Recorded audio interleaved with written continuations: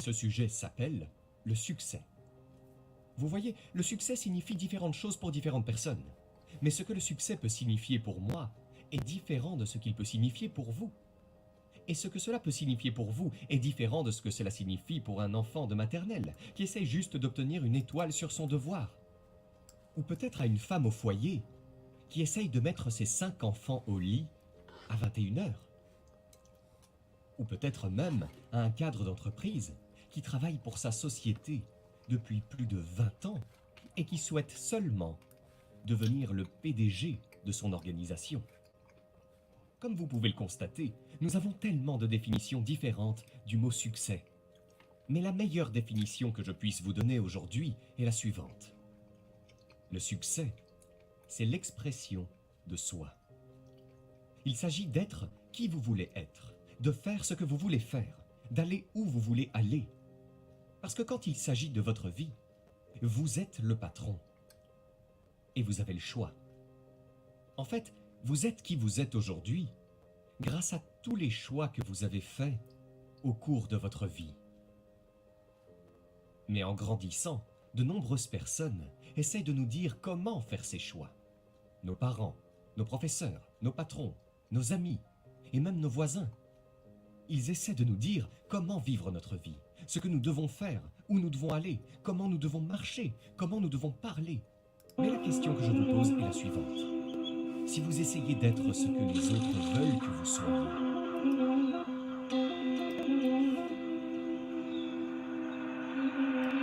work hard. There's no such thing as success without hard work. So some people have this quick, get-rich-quick notion. I've never seen it. I mean, maybe it's like a casino. Maybe it's happened, but it's not the normal way. Second, you're gonna spend your life learning. You know, I read 4 or 5 newspapers every morning. I read tons of stuff. I read everything that people send me. You're gonna learn, when you go out on the road, learn. You learn from clients, learn from competitors, you learn, when we meet with small business, you're always learning. And that could be a small thing that someone said, why did you do this? I said, my God, we should do that differently, to a very large thing. Even innovation sometimes is not an aha, it's a lot of little things added on top of each other. The iPhone was 3G, you know, the glass, the semiconductors, the batteries. It wasn't one thing that created an iPhone. So learn. Treat people the way you want to be treated. You know, like have respect for people, and be willing to change your job a little bit. Don't worry about your income level. You know, people focus, oh my God, I'll take that job. I love the people, but it's less money. You know what? Sometimes it's the absolute right thing to do. So be a little bit flexible in the job you take, and try, you know, in your lifetime, you should be prepared to do a bunch of different things. We tell people it's your job to take care of your mind, your body, your spirit, your soul, your friends, your family, and you need to do that at any level, because if you don't, you know, you probably won't be a particularly productive worker. We can help, but we can't do it for you. We can provide opportunities, but we can't do it for you. Second, you know, wait, so what does that mean? You want people to basically say, I'm going to leave, yes, you got to go take care of your kid's baseball game. You don't feel well. You need a spiritual getaway. You should do those things, and it can be done. Most of the people in my life who are always frenzied, they can't get it done, I always tell them, it's you. It's not the company. There are a lot of people doing that exact same job, and they're always at peace and at ease, and they have their family time. You know, if you're a male who just had a bunch of babies, you know, maybe you can't play golf every day in the weekends. Maybe you got to just cut back on other things and focus on that. You can't give kids, for example, quality time only. You don't get the quality without quantity. You know, and I tell people, so you have to arrange your life so it works for you in a way that you're taking care of your health. Like when I go travel overseas, I schedule exercise time. Management is get it done, follow up, discipline, planning, analysis, facts, analysis, get the right people in the room, you know, kill the bureaucracy, all these various things you gotta get done, which if you don't, you won't be particularly good. But the real keys to leadership aren't just doing that or making sure that's done, but having people who want to work at the place. So you might want to work for me if you trust me. If you know what I care about as the client, the country, something different. If the person's selfish, you know, blames you and takes the credit, you're not going to want to work there. So to me, humility, openness, fairness, being authentic, that's what creates leadership. Not that they're the smartest person in the room or the hardest working person in the room. And you can, you know, if you made a list of good CEOs, it's not their charisma, it's not always their brain power, but you won't be a good CEO without that, because people want to work there. And so to me, that is a whole different way of making sure you manage it. press that shit hard.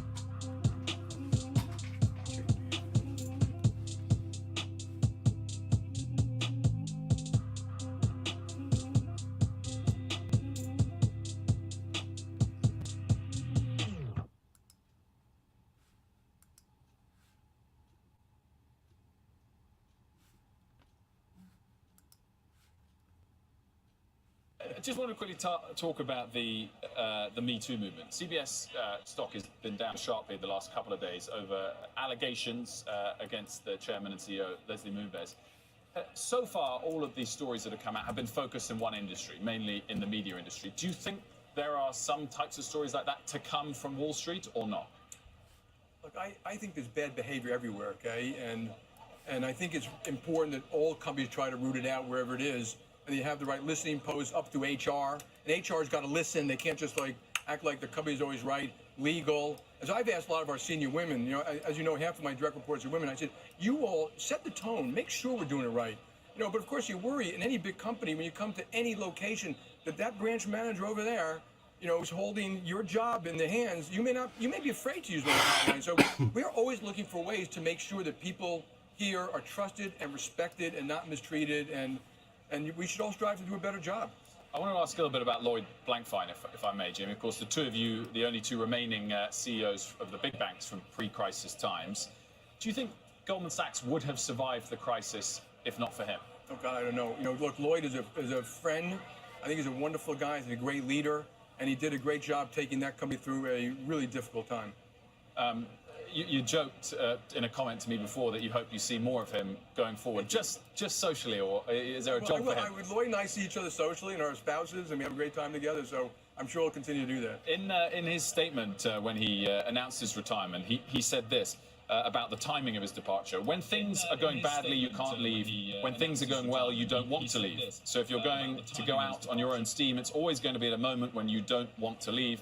By the way, that's why people sometimes stay too long. Jamie, do you have the energy to take JP Morgan through the next recession, or would you rather stand down at the top? To me, it's got another, I agree with the statement mostly, but I love this company. I love what I do. When I don't have the energy, I should step down. I mean, I think if you are on the playing field and you're the quarterback, you better put on the jersey and give it your all. The second you say, well, I want to take 10 minutes out or skip a game, you can be part of the team. You can't be the quarterback. You know, you can't be on the field. So, but I have the energy, and to me, it's not nothing to do with the recession. There'll be the right time. It's up to the board. It's not up to me. And I think we have great success at the company. I mean, we have some outstanding leadership here, and so we're totally comfortable that there's plenty of succession when I'm hit by a bus or it takes place in 5 years or so. On that topic, another comment from Lloyd in terms of staying down. He said, David is ripe and ready, and he's the right guy. Is somebody below you ready today if necessary? Yeah, I think there's several. And the board, more importantly, the board thinks that. Okay, fair enough. Have you got any advice for David Solomon as he takes over the reins at Goldman? I called David to wish him my best. I know him a little bit, and I'm sure he'll do great. You know, these are big jobs. It takes a while to navigate all the different parts. And the other thing is, you know, when you come out of one part of the company, you really should make sure you focus a lot on the other part. You know, really walk in their shoes so you understand it deeply, and I'm sure he'll do great. You know, Goldman is chock-block with talent. It always has been. You may not know, as I worked at Goldman in the summer of 1981, which I think is the summer they bought Jay Aron, which brought Lloyd Blankfein to them. And obviously on to Citi and Bank One after that. Jamie, you love your country. You comment about it very often, and increasingly you talk much more about politics than perhaps you did in the past. Has it crossed your mind to run in 2020? No. I mean, look, people mention it and it crosses your mind. I don't think I'm a natural politician. I do think policy is so important, and I am a patriot. This country has the best hand ever dealt. Of any country ever today. It's the most prosperous economy the world's ever seen. You know, it should be growing fast. We should be helping far more Americans get jobs, felons back to work, wages going up. And I said, I made this long list of problems that we did to ourselves. And so, you know, so I do take it very seriously. And I think the business community has to get involved to do the work, to have proper policy, to create growth that's good for all Americans. It can't be parochial. You know, if businesses come in and the one thing they need to help them, you know, the American public aren't going to buy that. But, you know, like the BRT, which I'm the chairman of, we try to focus on, we have immigration policy, tax policy, trade policy, innovation policy, work skills, getting kids, whether it's high school, community college, when they leave, they have the skills that give them a job that's well paying, and there are tons of them. And so I think if we fix these things, America will be far better off.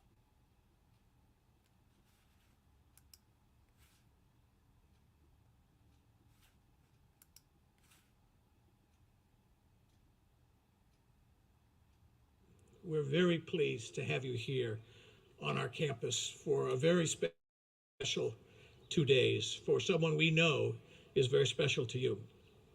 I also have a special welcome to two very important guests, Jamie and Judy Dimon. Jamie up here on stage with me, Judy in the front row. Harvard Business School class of 1982. Met here and had a transformational experience and have been together as part of that transformational experience ever since. We're thrilled to have you back, and we'll hear from Jamie later on, one of the leaders of an American institution that has truly shown he's a leader who makes a difference in the world. Ladies and gentlemen, please join me in welcoming our 2009 Class 8 speaker, Chairman and CEO of JP Morgan Chase, Mr. Jamie Dimon. Thank you very much. I just want to make it absolutely clear, I left Citigroup 10 years ago. Okay? So good afternoon, everybody. Section I, thank you. You know, I was listening to you guys talk about your school experience when you first got here, Legos and beanbags and stuff like that, and we didn't, it sounded more like kindergarten to me, and we didn't have any of that stuff. We were right down to business. And Dean Light, Joe Badaracco, they were both teachers of mine, by the way, fabulous and outstanding teachers. Joe Badaracco, by the way, I know he's very good. I know he ranks very high when you score him every year, but the year that I was here was his first year, and we taught him how to teach. So I'm sure you all had some first-year teachers, and you can torch them just a little bit. Parents, friends, HBS graduates, we're very proud of you. My wife and I both graduated from here. We both loved it here. And my daughter, Julia, and her now fiancé, as of last Sunday, are both coming here next year. So I know they'll enjoy it as much as we did. It is a well-earned. You should feel great about graduating this school. It is well-earned. It's not just the 2 years here, it's years of hard work. It does come with some very, very deep obligations I'm going to talk about a little bit later. I'm actually going to stick to exactly what you all asked me to speak about, 3 subjects. One was career management, learning, dealing with failure, building your brand, as it was put in the piece of paper I got, family and things like that. The second is leadership, qualities of leadership, what's important, and particularly lessons in a crisis. And the third is our obligations to society and each other. I'm going to caution you, and I'm going to go through a bunch of things here. I'm always hesitant to give advice because it sounds like I did it all right. I did not. Some of what I'm going to tell you is I learned from making the mistakes that I'm going to tell you to try to avoid doing. And some are timeless principles. I'm sure a lot of the parents here will know them quite well. Career management. And this is individual, whether you're an individual leader or a leader of a group, an individual contributor, you're responsible for your own success and happiness. There are 6 very important things I think you got to focus on. Learning is a lifelong thing. It doesn't end at Harvard Business School. It's your responsibility. I think if you're in any profession at all, you have to do it consistently all the time. I think I spend probably 50 or 60% of my time learning, reading, talking to people, traveling.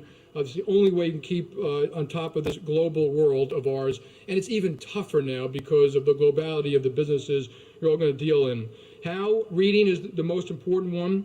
But the second one, which is often forgotten, is talking to other people. You can learn more from speaking to people in 15 minutes than if you spent your life doing something. They can explain it to you, and you can learn from watching people. You also are going to learn by, I'm going to call it imitation, but by watching other very good people and how they operate in difficult circumstances. I learned a lot of things what not to do and a lot of what to do by watching other people. Number 2, building your brand. It's a Harvard Business School way to put it, but let me put it a slightly different way. There is already a book on you. That book is already being written. And if I spoke to your teachers, your friends, your professionals, your parents, I would know whether you're trusted, how hard you work, whether you're ethical, I would know so much about you, you'd be shocked. I don't even have to meet you. So that book is already growing. You write the book you want the way to be written. You actually have that choice, and you can do it as you want now. Don't let others write it.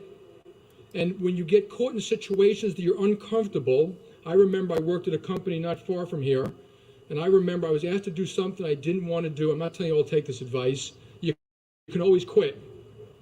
It's your responsibility whether you accept to do something or not, and it will be in that book written on you. 3, how do you deal with failure? Making mistakes. Many of you already have dealt with some very difficult times, so this is no different than some of you already dealt with. When you fail, it's okay to get depressed. It's okay to cry. It's okay to go home. It's okay to blame others for a while, but eventually you have to get over it and move on. The greatest people who've ever walked this planet, and I'm not talking about business people, I'm talking about people like Nelson Mandela and Abe Lincoln, constantly had setbacks in life and failures. Constantly. It happens all the time in business, and some of your success will be how you deal with the failure, not how you deal with the success. When I get introduced, I always get introduced that 1998 I was the president of Citigroup, and in 2000 I took over Bank One. I was fired in 1998. So I went a little bit of experience like this, and it's a painful thing. My boss, who had worked for 15 years, called me in and said, we want you to resign. To which I said, okay. I went home, I told my wife and children, I called my wife up and said, Judy, I'm going to tell you something, I'm not kidding, because I always make jokes about things like that. But I wanted to make sure the kids were fine. I went home, I have 3 wonderful daughters, they were much younger then. I said, the youngest one said, Dad, do we have to sleep on the streets? I said, no, hon, we're okay. The middle one, who just graduated Barnard, said, Dad, can I still go to college? I said, yes, dear, you can. And I knew things were fine when the oldest one, who's going to Harvard Business School, said, Dad, can I have that little cell phone you have? You won't be needing it. I remind people, when you fail at something, I told people about Citigroup as my net worth, not my self-worth. And I was able to move on, and yes, it was difficult. I did call my boss a year later. He did not call me. I called him and said, it's time to break bread. We went to lunch together. I told him I didn't think he did the right thing for Citigroup, which is pretty obvious at this point. But I told him the mistakes I made. And whether it was 40-60 or 60-40 wasn't important. I wanted to learn from the experience and move on. He acknowledged my mistakes. You had better be a little tough in this world of ours, because you will be criticized when you take jobs of leadership, and almost any job. And so you have to grow a little bit of a thick skin. At one point, when Secretary Hank Paulson, Secretary of Treasury of the United States, was getting a lot of criticism, and Tim Geithner, about some of the things they were doing in a very difficult environment, I called them up and read them a Teddy Roosevelt quote, which I hope you should all remember, took all the students here. And it was something like the following, that the credit does not go to the critic in the stand. It goes to the person on the field, bloodied and bruised, striving to achieve something. And I think that that's very true, so that when you get the criticism, let it go off your back. And I think we should remind ourselves when it comes to mistakes, a lot of what's going to happen the next 25 years to you, it's not just your skill, there's luck involved. So don't get too exuberant when you do well, and don't get too depressed when you don't. Number 4, to thine own self be true. You have to fight self-deception. Human beings are experts at it. I do it all the time. It's one of my favorite things to do until people bring me back to earth. Very often, who brings you back to earth? Very often it's your friends or your spouse. We all do the same kind of thing with friends and spouses. We come home, we tell them how we were treated and why that person treated us so badly, and they agree with us. So it's very important you try to step out of those situations and try to understand yourself deeply. I'm going to give you 2 examples this is more personal. It may relate to some of you here about myself. When I was in 5th grade, my teacher made a sign that said self-control, and she put it on the desk facing me. And that went on for many, many years, and it wasn't until I was 45 years old that I realized that anger is a bad thing. And that people used to say when I was younger, that was a well-placed blow of anger, well-timed and well-delivered. It was never deliberate. It was just a welling up of anger. Usually I had to apologize. In fact, at one point, someone gave me a box of cards, which all I had to do was fill in the day. And the card said, "Hello, my name is Jamie Dimon. I'd like to apologize in advance for my behavior on the day of X." And so anger always backfires. It hurts people. You have to apologize all the time. It's better to skip it. You all know about IQ and EQ. Your IQs are all high enough to be very successful. Where people often fall short is on the EQ. And emotional intelligence is critical, and it's something you will develop over time too. Matter of fact, a lot of management skills are more EQ. How do people function? And when I look at EQ, I always think to myself, why is it that when some people walk in a room, we all brighten up? Why is it when you really want advice, you call certain people? Why is it that some people you never would question what they say, and that some people you never would trust what they say?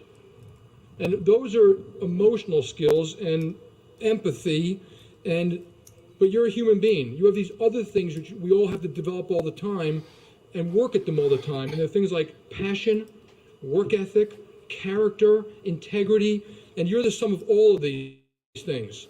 Your IQ alone will not get you through the dark days or the tough times. You need to develop all these things, to develop them consistently. Take care of yourself, your family, and your friends. You're going to get involved in very high stressful situations. If you don't take care of yourself physically and emotionally, you will fail. You have to do it. I used to feel guilty when I get in the office late sometimes, late being 8:30 or 9, because I stayed to exercise. Exercise is a good thing. It clears your mind. You have to give yourself vacations and family time all the time. One example I went on vacation many years ago, and like a lot of you, I played tennis in the morning with friends, I ran in the afternoon, we had dinner with friends, and my kids were kind of ignoring me that whole vacation. And the next one vacation, I said, no, I'm going to spend only with the kids. Nothing else, no friends, no tennis. And it's amazing how much fun you have and how much time you play with them. There's no such thing as quality time without quantity. So when you have children, don't think you can make up with short briefs of quantity time. They won't get there with you. Leadership, it's issue number 2. First of all, it is an honor, a privilege, and a very deep responsibility to be a leader of a small group or a bigger group. You have to remind yourself, if you make a mistake, and I worry about this all the time, I can hurt a lot of people. And I'm not talking about just shareholders. I'm talking about customers, communities, employees, parents. We have to lay off people. So that's what I worry about every single day. It is personal. I hear all the time that people say it's not personal, it's just business. It is personal. I want to do a great job for this company, this team. I bleed JP Morgan blood. I don't like it when people act, I see this all the time, like it's a third party they're talking about. It is not a third party. I wear the jersey of this company. I want patriots. I want people going to fight for it and do the right thing all the time.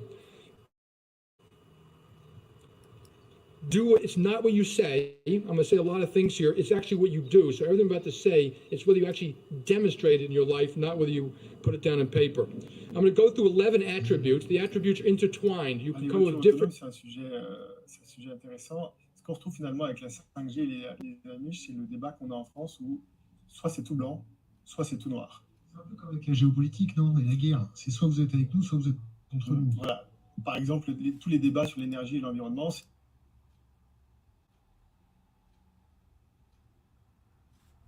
bureau mobile de papa et maman. C'est-à-dire qu'en fait, il y a toujours une propriété et en fait, simplement, je vais pouvoir monter dans ma voiture. Different ways. The only difference in a crisis, by the way, is which ones are more important. The balance changes. But you need all of these to do a very good job as a leader. You have to be very disciplined. I was not that disciplined. I didn't work as hard as my wife here, and I was a little lazy, but when I started working, you have to be disciplined. Discipline is rigorous, detailed meetings. You do it consistently. You have to have a work ethic. It's like exercising or weeding the garden. You don't get there and stop. and the competition is always coming down, is continuous improvement. You have to always be striving for improvement. Discipline in a crisis, by the way, we would go from once a week risk meeting to 3 times a day, and from 10-hour days to 20-hour days. That was the only difference, but the process I'm going to talk about a little bit is the same. You have to have great fortitude. I don't know who wrote the book, but they talk about fierce resolve. You have to have fortitude and the ability to act. You can be crippled by politics, bureaucracy, and people who just don't want change. When I first got to Bank One, it was quickly clear to me the company had systems problems, management problems. We didn't treat our customers well. Our expenses were too high, and to survive and thrive, we had to lay off a lot of people. The board didn't want to make the changes. The management didn't want to make the changes. As a matter of fact, the management said, wasn't my fault. I don't know who else's fault it was. You have to push back against it. At one point, I cut the size of the board. I went to the management team. We cut the 100% of their bonuses the first year. We took away their pension plans, their cars, their clubs. I made a lot of them go with me to every site where we're laying off people and say, we're sorry that we put you in a position that we have to lay off people at this company. You have to have the ability to act. You've got to make a list of what it is and then get it done. Yes, orchestrate it, coordinate it. Don't do it in haste. Think it through, because that will backfire too. But for the most part, people simply don't do what needs to be done. You have to set standards. Standards are not set by Harvard Business School. They're not set by the federal governments of the world. They're not set by anybody. They're not set by industries. They're set by you. There are 2 types of standards you have to set. First one is performance.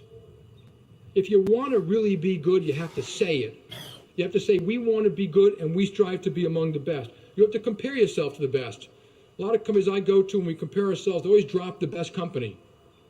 And we say, why is that? They say the best company is different. They don't really compete in the same business. I say, yeah, they're different. They're good. Put the best up there at a very detailed level and say, we want to do it. Analyze why you're different. That includes, in performance, give the customer a great deal. If you're not giving the customer a good deal, you're going to lose. Someone once said, things come to those who wait. Abe Lincoln added, yes, but only those things that are left by those who hustle. You have to set standards of performance or you will fail. The second is standards of integrity. I know you talk about it and you'll learn it. Treat people the way you would treat your parents.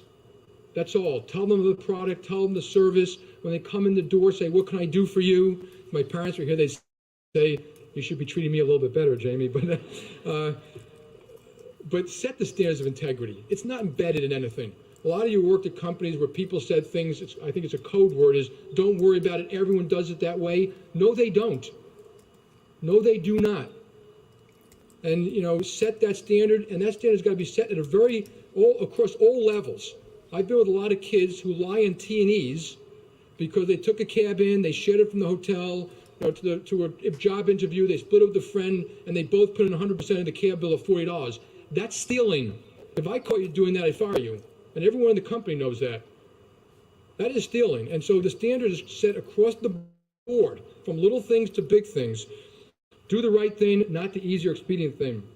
Fourth, you got to look at the facts in a cold-blooded, honest way all the time. At management meetings, emphasize the negatives. You can always have a party about the positives. I used to always go to Hong Kong, party, have a great time. But at management meetings, what are we not doing well? How come the competition is doing better? Emphasize the negatives. Internally, profit and loss statements are very important. Okay, and so a lot of times I get involved in debates about, well, you're focused on little things about how we allocate expenses. It's not a little thing. A lot of companies allocate expenses inside, and the allocation is political, not economic. And that does 2 things inside a company. It means your numbers aren't honest. In fact, I've been at a company where people say, well, let's move the profits to the part of the company that has a higher public valuation. I call that financial misrepresentation. You're teaching your own people to lie. And that goes on in these companies. So P&Ls are very important that way. Aggressive accounting is the same thing. I'm not going to go through a lot of examples. I don't know if you still have that GE case and the Westinghouse case. Compares accounting. Do you still do that one? That compares accounting. When people do very aggressive accounting, it's in one spot. It's usually a lot of spots. It tells you something about the company. So keep your eye out for that one. Externally, full disclosure. There's only one truth. We try to tell the board the same thing we tell the employees, the same thing we tell the analysts, the same thing we tell employees. The good, the bad, and the ugly, and then deal with it. It's okay. We're never going to do everything exactly right. Number 5, openness. Hard one to actually execute, because what you really want in a company is full sharing of information. I've worked in a lot of companies where you simply can't get it. You know, they say it's not your job. It is your job. We want to have full information and then have a debate about the right thing to do. Half the debates are on what the information is. Bad information leads to excessive politics. People have often said to me, okay, Jamie, you're the big boss. You get paid the big bucks to decide. Now decide. My experience has always been that if you get the right people in the room, the answer is often waiting to be found. You don't have to guess. The job of a leader is not to make the decision, is to make sure the best decision is made. And therefore, you need other people. You have to kill bureaucracy. I think that bureaucracy is the petri dish of politics. It pushes out good people. You lose touch with the customers. It often emanates from headquarters. If you go to headquarters of companies, I think headquarters are often the disease, and you see the receptionist treating the employees badly or their customers badly, you probably have a company that has a problem. Headquarters don't exist except the fact there's a client in front of someone somewhere, whether it's a Benihana or whether it's a JP Morgan Chase. And you got to deal. Home Depot, the best example is they call it store support center. I'm more of that mind.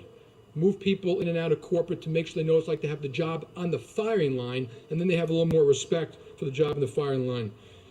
Deal with key issues. I always make a list on Sunday of all the issues I'm trying to avoid, and I write them down, and I try to deal with them on Monday.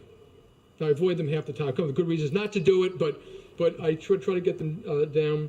There's signs of politics. When you see these, I'm sure you've all seen them. When you have a meeting, you share information, and after the meeting, people line up outside of your office saying, I didn't want to say this in front of everybody, but that's politics. Now, of course, they can tell you something confidential, but most of the time it should have been said in the room with their partners. What I tend to tell people is you can't say in the room, you don't deserve the job. Say it politely, say it reasonably, but say it, because you're only trying to do the right thing for the company or the clients. At one point, we had a conversation about compensation. We actually reviewed the top compensation of a lot of people, and someone said, you're going to make us all go through all the compensation of all the top people? I said, yes, I am. And the person said, well, don't they work for me? Don't I know what they contribute to the company? I said, no, they don't work for you.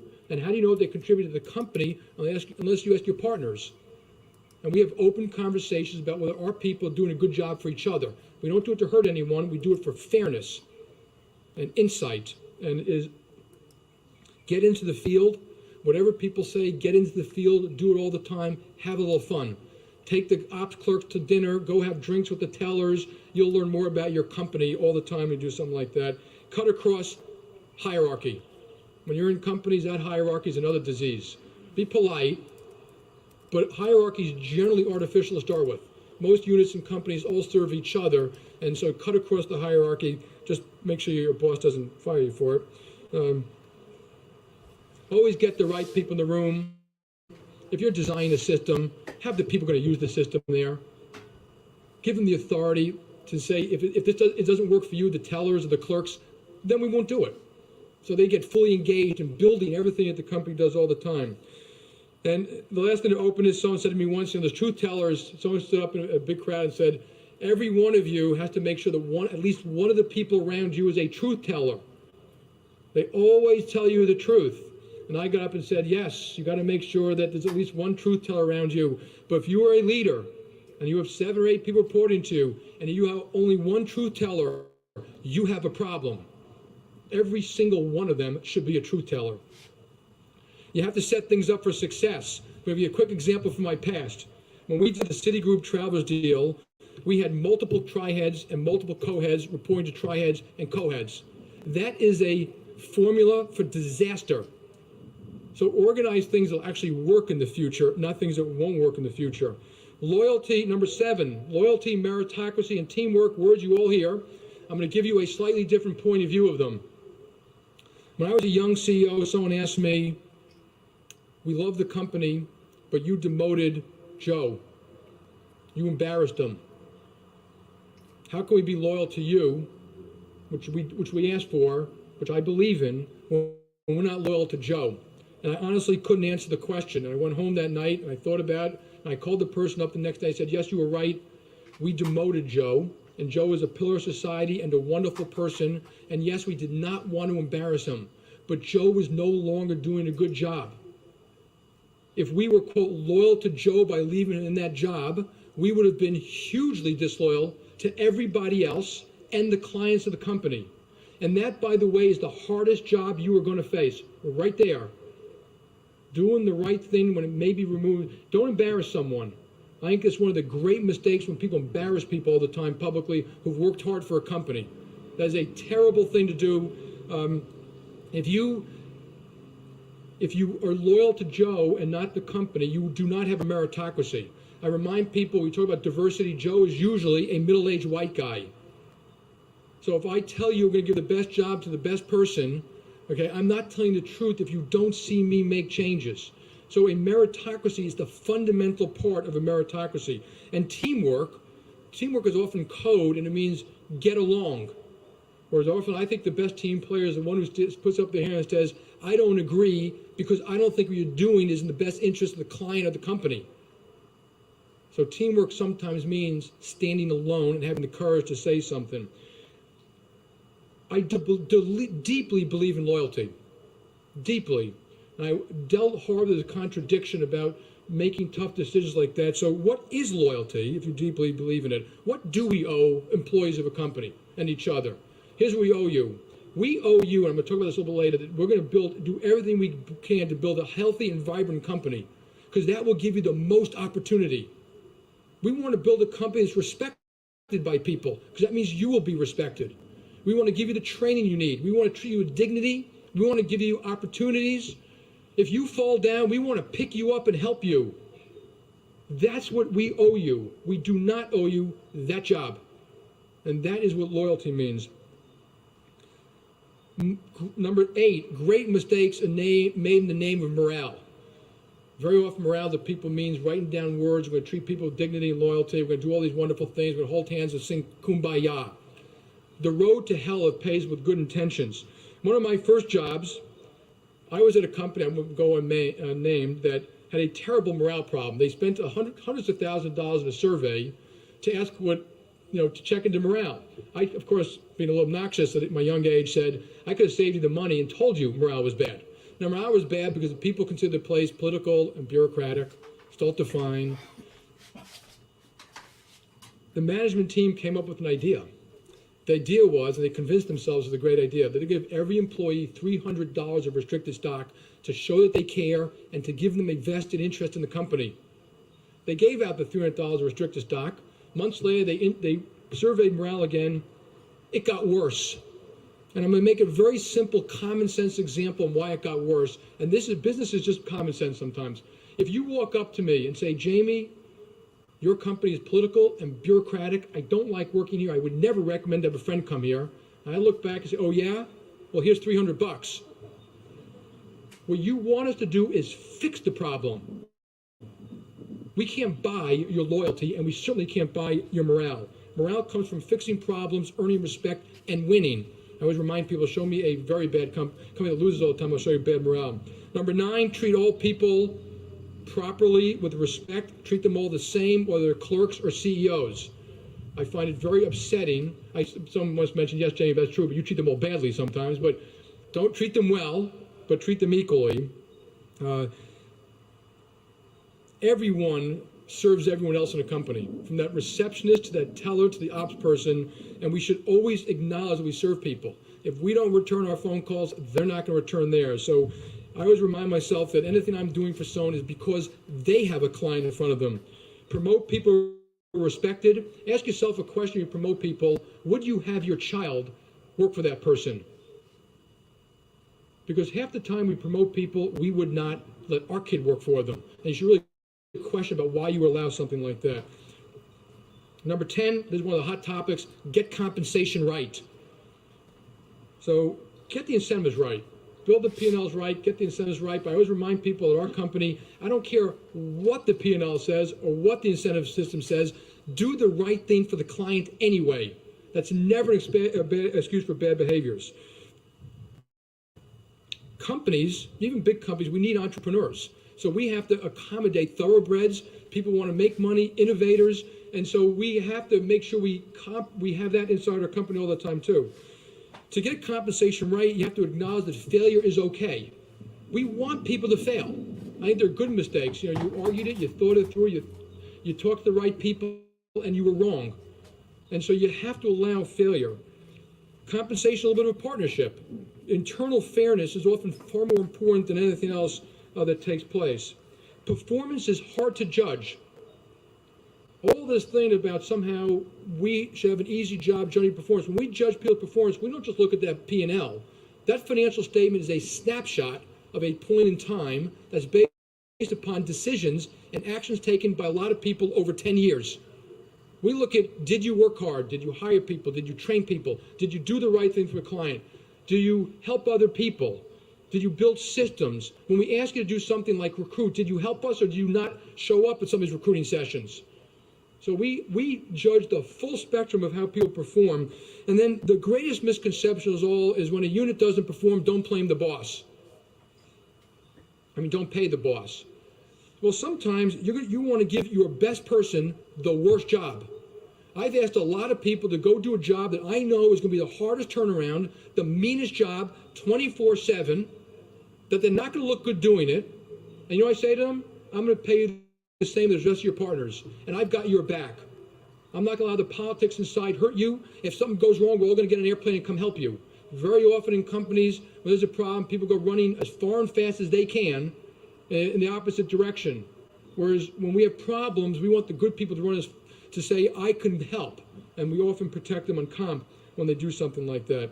Performance also deeply, always ask this question, has to look at the rising tide and the cycles. Don't let that fool you or lull you into a false sense of security. And that's some of what happened in this crisis of ours, which I'm not going to go through here. The CEO is the captain of the ship. When CEOs are hired, sometimes they have a guarantee or a buyout or something like that. I think it's very short, that's okay. When I got to Bank One, I had a 1-year guarantee. I'd hire a bunch of people. At one point in the year, they came to see me and said, Jamie, we can't do the job. They had 1-year guarantees too. I've almost never hired someone for more money, a multi-year guarantee, or a bigger job. I don't bribe people to join the company. If I have to bribe you, I don't want you. You want to come build a great company? Love to have you here. They came to see me and said, we're not going to take our guaranteed pay because we can't do what we have to do and travel around and make these tough decisions. And as they're walking out, they looked back at me and said, and by the way, we don't think you should take yours either. And I think they were exactly right. At one point, you're the captain of the ship, and it doesn't matter anything other than you've got to say, I'm part of the ship, and I will be paid with it or not. You should be the first to pay a price. Number 11, have real humility. Humility, by the way, is not a, people that say, Jamie, you don't sound very humble very often. Humility is a deep acknowledgement that we got here by the dint of sometimes where we were born, who our parents were. It wasn't all our genius and brains. Maybe we could have been in a different place with a disease that we couldn't handle. You will have awesome power that affects people's lives. Use it wisely and be just on it. If you do all this in leadership, you can end up with a mature company. And one of the great lessons I learned, there's a book about everything you want about management you learn in Shakespeare. I don't know if you guys teach that here, but it's true. I look at some of these companies and they're more like Shakespearean tragedies that you don't teach at Harvard Business School, where neuroses and politics dominates internally. Read King Lear. That's what it looks like to me half the time. And what you want is a mature company, and the mature companies, and I can name some, Walgreens, Toyota, Tata, Nokia. I go around the whole, in every business, they're constantly getting better. They're constantly getting good people. They always do the right thing. They always focus on the customer. It's not constant Sturm und Drang. When they change CEOs, the company doesn't blow up 5 years later. You want a mature company, not a Shakespearean tragedy. Third, your obligations are obligations to our companies and our societies. Some of these are my values, so you may very well disagree, that's fine. First of all, you are very lucky. We should all acknowledge that. Warren Buffett always gives an example of a barrel, that there are almost 7 billion people on this planet. And that, most of the people on this planet, if they can take where they are or stick their hand in and be somebody else, would stick their hand and be somebody else. You can have, in the United States, if we open the doors, we might have 3 billion people who want to come here. We are very lucky. A lot of what we're good at, we were born with. And that gives us deep obligations. Leaders understand that they didn't build this country.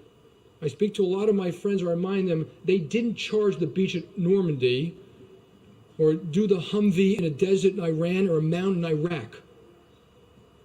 So everything they earned, they did not earn it on their own. Somebody earned it before they got here. And that should be a humbling thing for all leaders. If you want to be a leader, it can't be about money, and it can't be about you. It's about eventually what you do when what you leave behind. And